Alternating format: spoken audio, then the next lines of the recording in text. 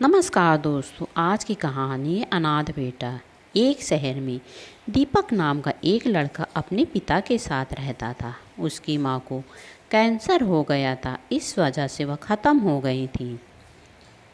वह बहुत ही प्यारा था। दीपक के पिताजी बूढ़े हो गए थे, इसलिए उनका चेहरा बदसूरत दिखता था। जब दीपक छोटा था तब वह अपने पिता से बहुत प्यार करता था, लेकिन जब वह बड़ा होने लगा तब उसे महसूस होने लगा कि उसके पिता बूढ़े हो गए हैं और उनके चेहरे बदसूरत हो गया है। इस बात से उसे शर्म आने लगी थी, इसलिए दीपक अपने पिता के साथ रहकर बाहर नहीं जाता और अपने साथ भी कभी नहीं लेकर जाता था। उसे लगता था कि अगर वह कहीं अपने पिता को साथ लेकर जाता है तो उसके दोस्त उसका मजाक बनाएंगे।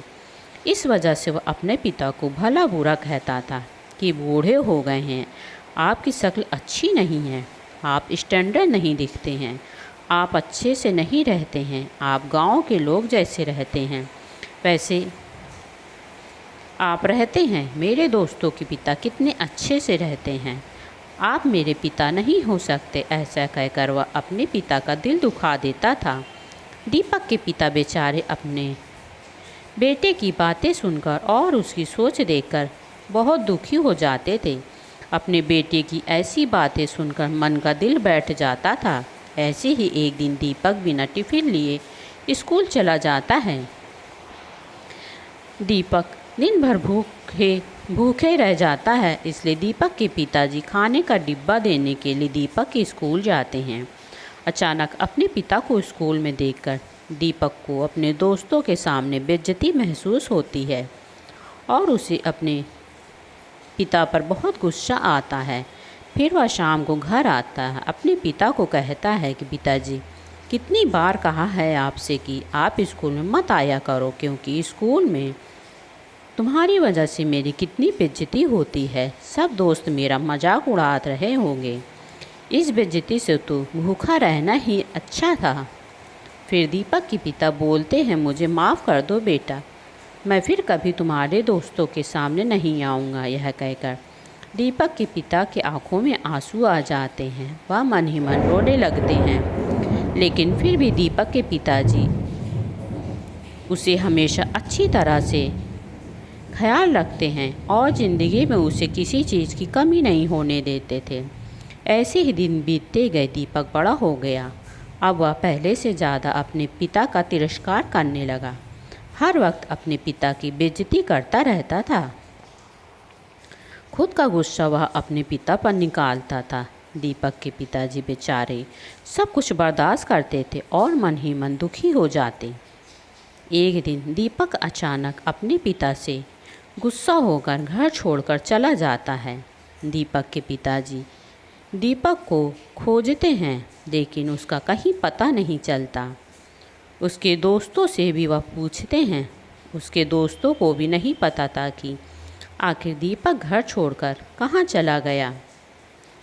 उधर दीपक शादी करके अपनी बीवी के साथ रहने लगता है और इधर उसके पिताजी अकेले ज़िंदगी गुजार रहे थे। अब वह और बूढ़े हो चुके थे। ऐसे ही कुछ वक्त गुजर गए। एक दिन दीपक के दरवाजे पर कोई आता है। 5 साल हो गए थे दीपक को घर छोड़े हुए। दीपक का 1 साल का बेटा होता है। उसके जन्मदिन की पार्टी हो रही थी। तभी दीपक के दरवाजे पर एक आदमी आता है और दीपक के बच्चे को गिफ्ट देता है और दीपक के हाथ में एक लेटर देते हुए कहता है कि दीपक, यह तुम्हारे पिताजी ने मुझे दिया था और कहा था कि मेरे बेटे को दे देना। बाद में लेटर देकर वह आदमी चला जाता है।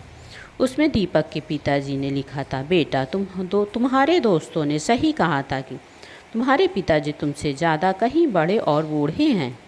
तुम मेरे बेटे जैसे लगते भी नहीं, क्योंकि मैं गांव का एक किसान आदमी था। यहाँ शहर में आकर मैंने एक काम धंधा शुरू किया था। एक रात जब मैं और मेरी पत्नी गांव जा रहे थे तो रास्ते में तुम मुझे कूड़े के ढेर में मिले थे। मैंने अपनी पत्नी से कहा था कि चलो इसको थाने में ले जाकर दे आते हैं। तो उसने कहा कि थाने में इसकी देखरेख आखिर कौन करेगा? यह बच्चा काफ़ी कमज़ोर है, यह मर जाएगा थाने में। चलो इसको हम अपने घर लेकर चलते हैं। हमारी कोई संतान भी नहीं थी। तुम्हें पाकर हम बहुत खुश थे।